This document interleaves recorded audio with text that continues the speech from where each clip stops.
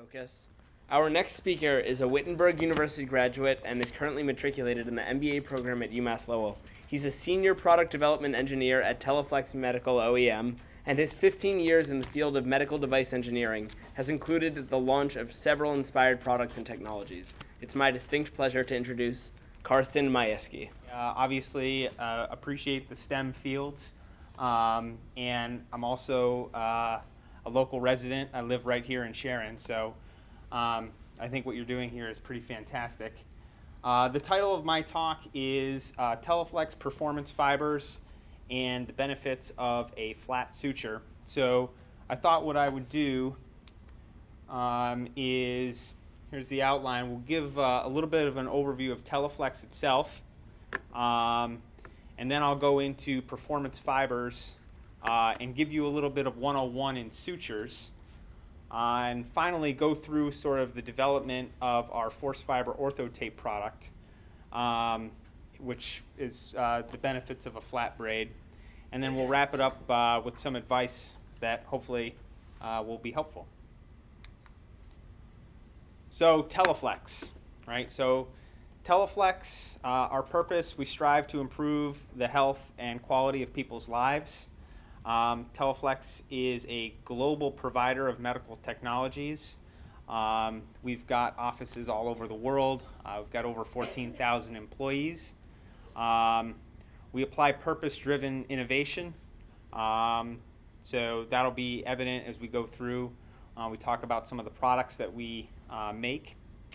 We have a diverse portfolio in all of these fields: vascular, interventional access, suture, anesthesia. So we have a very robust portfolio. I work within the Teleflex Medical OEM division of Teleflex. So our purpose, we strive to be an integral part of customer supply chain as a trusted co-development partner for leading medical device manufacturers.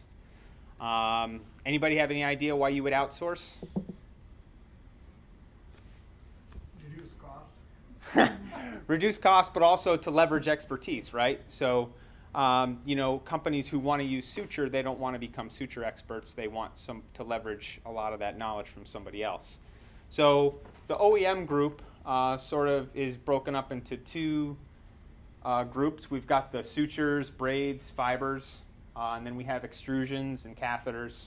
I play in this space here in the performance fibers group.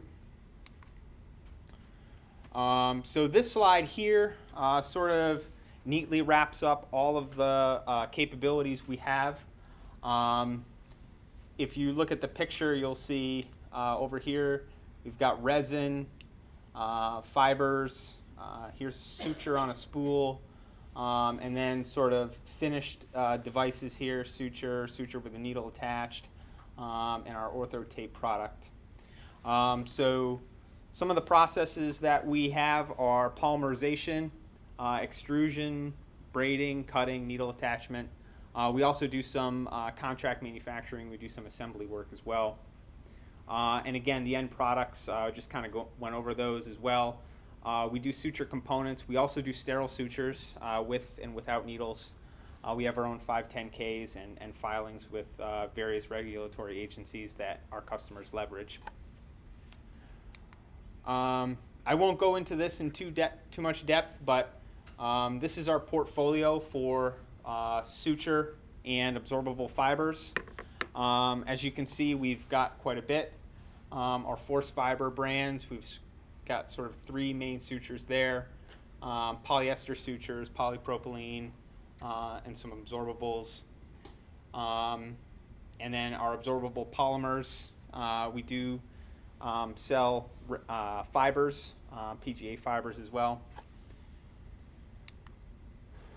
Okay, so fibers and sutures in other devices.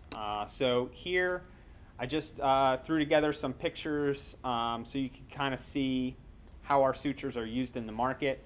In the top left corner, you'll see the suture is threaded through an anchor.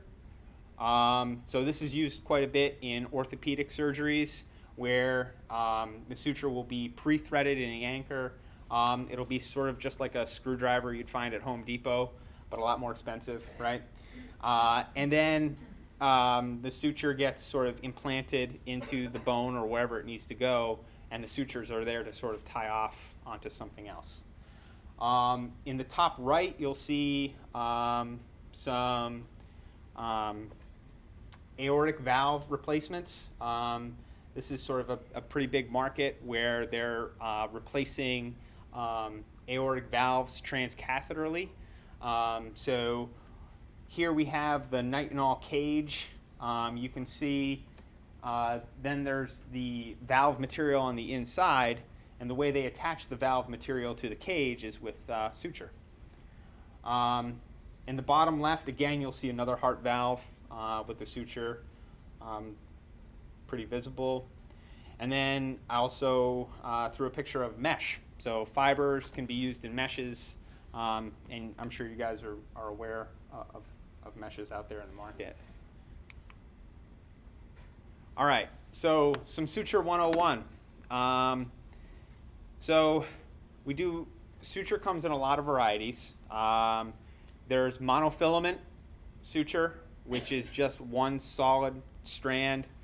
There's multifilament braided suture. So the difference between a monofilament and a braided suture, a braided suture will be a lot more pliable. So it comes together and the gaps are called interstices.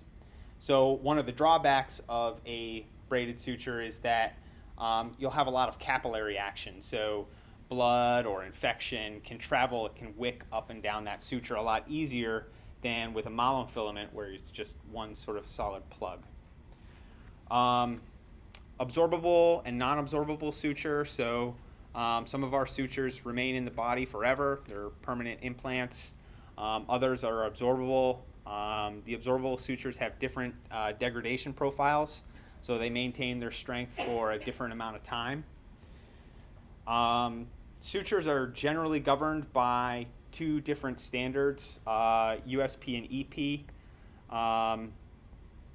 So by the way, in the world of medical devices, there are a lot of acronyms. So I tried to strip them all out. I didn't quite get to all of them. USP is United States Pharmacopoeia. EP is European Pharmacopoeia. In terms of physical dimensions, the two major release criteria are diameter and knot pull strength for a suture. And finally, the last most important point is that there is no perfect suture. So there are some sutures that you need to use in a cardiovascular application where you need to have it as a monofilament because you can't have that capillary action. There are some procedures where you need a lot of strength. There are other procedures still where you need more lubricity. So there is no perfect suture. It is procedure dependent. Even the portfolio we have doesn't include all of the sutures that are out there in the world today. There's more absorbables. There's catgut, stainless steel sutures out there as well.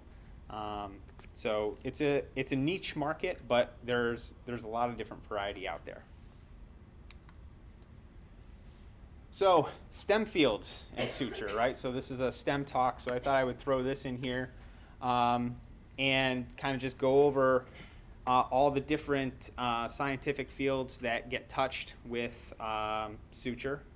Obviously biology, we're using this in the human body, right? So clinical evaluations, cadaveric studies, sterilization. We have a microbiologist in our sterility department that analyzes the effect of different sterilization cycles, performs sterilization validations. Chemistry, polymerization. So that's basically taking a base monomer and expanding it into long polymer chains. Materials, FTIR, spectroscopy. I suppose more material science than anything. Plastics engineering, we do extrusions for both monofilament and our fibers. Mathematics, so statistics, geometrical calculations. A lot of times we'll have to do a surface area calculation, volumetric calculations. We have to do some financial calculations as well, return on investment, gross profit, that sort of thing. Physics, mechanical engineering, so the mechanics of the suture itself, the device, the actual processing of the suture.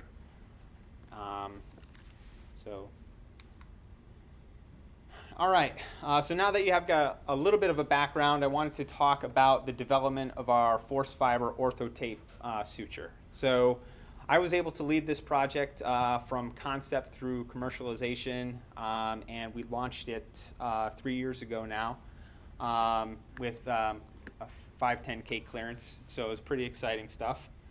For those of you who don't know, the medical device life cycle is the FDA gives a guideline for design control under 21 CFR 820. So the basic steps are you start with your user needs.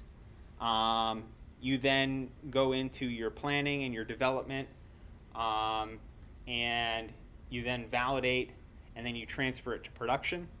There's a step that's not here where you look at how things work on the market, and then that feeds back into your user needs. So you're working on continuous improvement, right? So you start out with something, and then you work your way back up. So the flat braid, what's our user need? So we found out that suture was pulling through tissue during surgeries. Some of our sutures get very, very fine. We unofficially dubbed it as the cheese wire effect. So rather than show a suture tearing through somebody's rotator cuff, thought I would throw the visual of the cheese wire here. You can kind of see what we were going after. So the solution, pretty easy, right? You would think. So instead of having this one point inflection here, you distribute that load. You go with a flat braid rather than a round suture to help alleviate that effect. So then what were some of our next steps? So then we wanted to create multiple widths because not every surgery needed a 1.5 millimeter tape, right? So we created a range from 1 millimeter all the way to 5 millimeter. So if you needed to have a surgery in your wrist versus if you needed something for a heart valve versus, you know, if you need to repair an Achilles rupture, right? You need something a lot stronger than that. So we had to make sure that we didn't mess around with our intended use, right? Which is to ligate the tissues. So we had to make sure that we met our standard knot pull test. And because there was no test for width or height for USP, we had to create a brand new procedure on how to measure width and height versus diameter. We went with a non-contact method. We used a laser micrometer, which was mounted on a rotating stand. So this had some challenges. For those of you who have taken an optics class, you'll know that there's something called parallax, where if you don't measure something straight on, you could be capturing a back edge and not measuring it correctly. So we had to work on defining the procedure pretty rigorously. And then we conducted a gauge R&R, which stands for repeatability and reproducibility. So you're basically taking different operators and measuring the product with the same device to see what kind of repeatability you get amongst different operators. Risk management is big in medical devices. So the one thing we do, our FEMAs, stands for Failure Modes and Effects Analysis, which is basically a Gedanken experiment. I get to use that at a STEM conference. Anybody know what a Gedanken experiment is? It's a thought experiment, right? So when Einstein thought about special relativity, it was, you know, just a thought in his head. We do the same thing here. We think of all the different ways the device could fail. We then think of think about the occurrence rate of those failures, and our ability to detect them. And what you do is then you multiply the severity of the failure mode, the ability to detect it, and how prevalent it is to get a risk prioritization number. So the focus is on reducing the RPNs as much as possible. So these are sliding scales, right? So for severity, occurrence, detection. So for severity, if you've got a scale from 1 to 10, let's say, 10 being certain death and 1 being a minor irritation, you obviously have to make sure you're getting rid of all of those high severity items before you move any further. So some engineering activities. We went and we did some proof of concept testing with different tapes. We determined our final design specifications, and then we locked them in place by freezing the design. Once that happens, you then perform design verification, perform a process validation, and you bet those verification and validation activities are based on risk. So always try to focus on your high-risk items. Those get your highest level of scrutiny and testing. So finally, does it work, right? So you've done all this activity, you've gone through, you've done your verification testing, but does it actually work? So we created a benchtop test to see if a wider suture indeed requires more force to pull through a medium. And we also attended cadaver labs to perform design validation to make sure that it works as intended. So I didn't do all of this by myself, that's for sure. So there were a lot of different people involved, production operators who had loads of experience, quality engineers coming up with acceptable quality levels, manufacturing engineers who helped with the process, sterility assurance, regulatory affairs who filed our 510K, marketing, sales, other product development engineers, and then customers and surgeons who also helped out as well. And not listed here also management who provided the guidance and the funding to launch the product. We had some additional benefits for tapes that we found out that we can utilize rather than just with the round suture. We were able to manipulate the surface of the flat braid through design. So these are some sort of up-and-coming activities that we're working on. Through the braid design, you can alter the friction properties of the design. So you can make it a low friction surface, and you can also make it a high friction surface. So we're working on these. More to come on this later. All right, so I guess I just wanted to wrap it up with some advice. So you guys are all interested in the STEM fields, which is fantastic. First set of advice is take statistics. I did not, and I wish I had. So I actually went back to school and took a statistics course. You're going to need it not only for yourselves, but you're also going to need it because people are going to misuse it and try to use it against you. So, the one big thing is correlation does not equal causation. So beware of that, and be aware of people sort of misusing statistics. Follow Stephen King's advice. Read voraciously. I think this is not really more a STEM thing, but just more of a life thing. The more you read, the more informed you are, and it helps in everything as well as STEM fields. Listen to everyone.